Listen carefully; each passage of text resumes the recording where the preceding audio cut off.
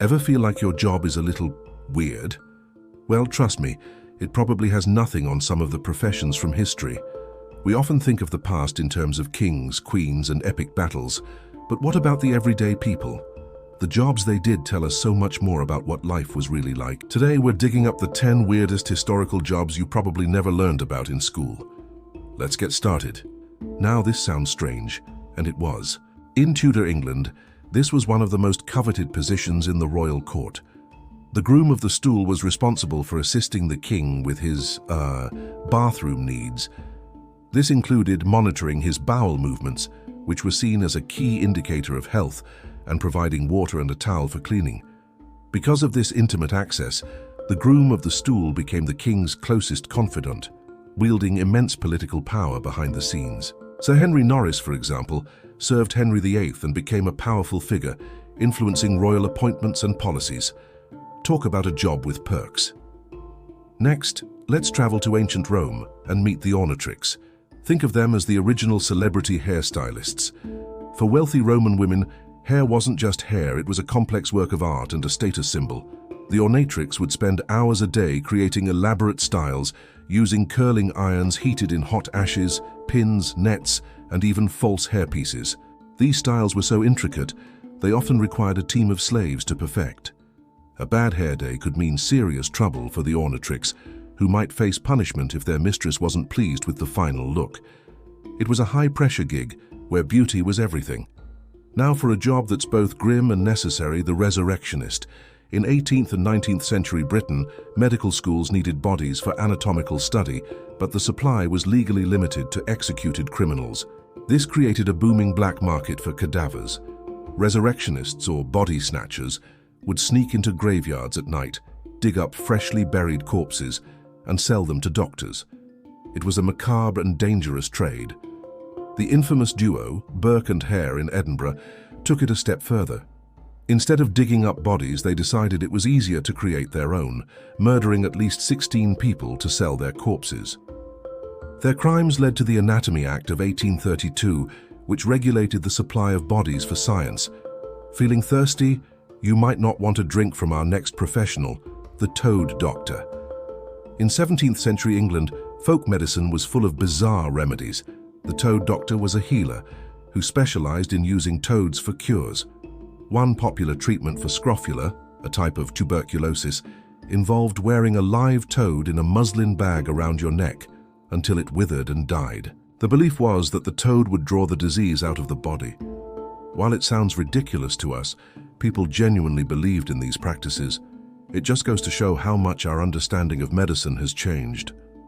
Let's move on to something a little more explosive. Meet the petardier. In medieval and Renaissance warfare, before cannons became common, sieging a castle was tough work. The petardier's job was to get up close to a castle gate or wall, attach a petard, a small bell-shaped bomb filled with gunpowder, and light the fuse. The goal was to blast a hole for soldiers to storm through. This was incredibly risky. Fuses were unreliable, and if you were too slow, you'd be hoist with your own petard, a phrase Shakespeare made famous, which literally means being blown up by your own bomb. It was a job for the bravest, or perhaps the craziest, soldiers on the battlefield. Ever complained about your morning alarm? It's a lot better than what people used before clocks were affordable. In industrial Britain and Ireland, you'd hire a knocker-upper. This person's job was to walk the streets early in the morning and wake up workers for their factory shifts. They used a long stick, often made of bamboo, to tap on upstairs windows. For those in higher apartments, they'd use a pea shooter to shoot dried peas at the window. The knocker-upper wouldn't leave until they were sure you were awake. Mary Smith, a famous knocker-upper in East London, even used a pea shooter. It was a vital service that kept the wheels of the Industrial Revolution turning, one sleepy worker at a time. Now for a job that required a strong stomach, the gong farmer. In medieval and Tudor England, sanitation was, let's say, basic.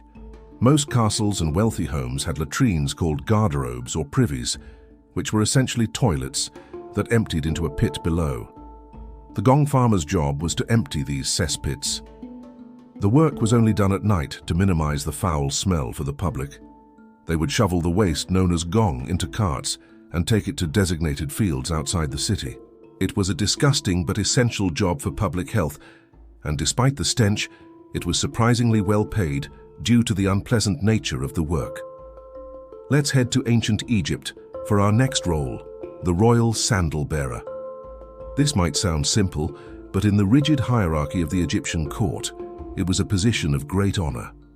The sandal bearer was responsible for carrying the pharaoh's sandals and at the right moment, placing them on his feet or washing them. This person was always by the pharaoh's side during public appearances. Being this close to the divine ruler meant you were trusted and important. We see depictions of this role in ancient tomb paintings, where the sandal bearer is often shown as a high-ranking official, proving that even carrying shoes could be a path to power. Our ninth job takes us to 18th century Europe, where wealthy aristocrats had a peculiar garden accessory, a professional hermit. Also known as an ornamental hermit, this person would live in a small rustic grotto or hermitage built on a wealthy landowner's estate. They were expected to live a simple, contemplative life, not cutting their hair or nails and wearing a druid-like robe.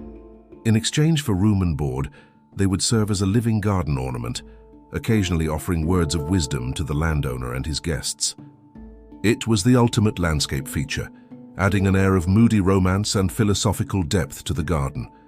Finally, let's talk about the whipping boy. This was a real, albeit rare, position in European courts from the 15th to the 17th centuries. A young prince considered appointed by God could not be punished directly by his tutor. So, a whipping boy was assigned to him. This was usually a high-born boy who grew up with the prince. Whenever the prince misbehaved, the whipping boy would be punished in his place. The idea was that the prince would feel remorse seeing his friend suffer and would be motivated to behave better. Charles I of England famously had a whipping boy named William Murray, and the two remained lifelong friends. It's a strange and fascinating example of royal privilege and the bonds of friendship. And there you have it, 10 weird jobs from history. From the powerful groom of the stool to the humble knocker-upper, these roles show us that the past was a far stranger and more fascinating place than we can imagine. Which job did you find the most bizarre? Let me know in the comments below, and if you know of any other strange historical jobs, I'd love to hear about them. Thanks for watching, and don't forget to like this video and subscribe for more journeys into the weird side of history. See you next time.